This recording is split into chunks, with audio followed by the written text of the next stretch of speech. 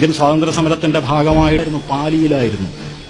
ഇവര് അവിടെയും ചെയ്ത് ഇതേ പണി തന്നെയാണ്. ഇവര് ബുദ്ധമതത്തിന്റെ ഇടയിൽ നുഴഞ്ഞു കയറി അതിനെ ഹീനയാനവും മഹായാനവുമായിട്ട് തിരിച്ച് ബുദ്ധഭിക്ഷുക്കളെ കൂട്ടക്കൊല ചെയ്ത് ബുദ്ധവിഹാരങ്ങൾ തച്ചുടച്ച് അവരുടെ പുസ്തകങ്ങൾ മുഴുവൻ കത്തിച്ചു കളഞ്ഞു. ഇന്ത്യക്ക് പുറത്തേക്ക് ബുദ്ധൻ വളർന്നിരുന്നു. ഇന്ത്യക്ക് പുറത്തേക്ക് ബുദ്ധമതം പോയ എല്ലാ സ്ഥലങ്ങളിൽ നിന്നും ഇവർക്ക് ബൗദ്ധരുടേതായ രചനകൾ കണ്ടെത്താൻ കഴിഞ്ഞു.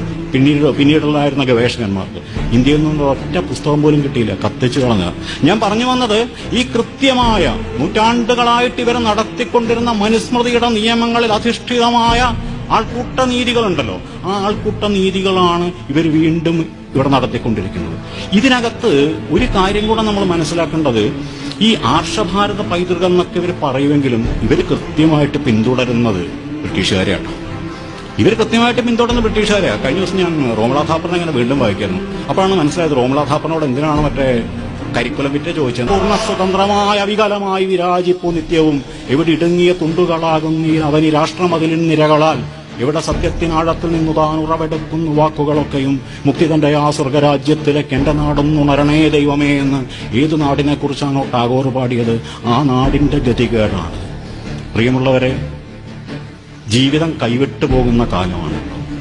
പച്ചയ്ക്ക് പറയാണ്, ജീവിതം കൈവിട്ടു പോകുന്ന കാലമാണ്. ഓരോ വാക്കും ഓരോ നോക്കും ഓരോ ചലനവും ഓരോ എഴുത്തും പ്രതിരോധത്തിൻ്റെതായി മാറുന്ന കാലമാണ്. ഇന്നലെ വരെ സംവദിച്ചിട്ടില്ലാത്ത മനുഷ്യരോട് സംവദിക്കുക എന്നുള്ളതാണ്. അഭിപ്രായ വ്യത്യാസങ്ങളുള്ള മുഴുവൻ ആളുകളെയും ആ അഭിപ്രായ വ്യത്യാസങ്ങളെല്ലാം നിലനിർത്തിക്കൊണ്ട് തന്നെ ഒന്നിച്ചു ചേർത്ത് പോരാട്ടത്തിന്റെ ഒരു ഐക്യനിര കെട്ടിപ്പടുത്തുകൊണ്ടല്ലാതെ ഈ കെട്ടകാലത്തെ അതിജീവിക്കാൻ നമുക്ക് കഴിയുകയില്ല എന്ന് മാത്രം പറഞ്ഞുകൊണ്ട് ഞാൻ അവസാനിപ്പിക്കുന്നു. നിങ്ങൾക്ക് അഭിപ്രായം.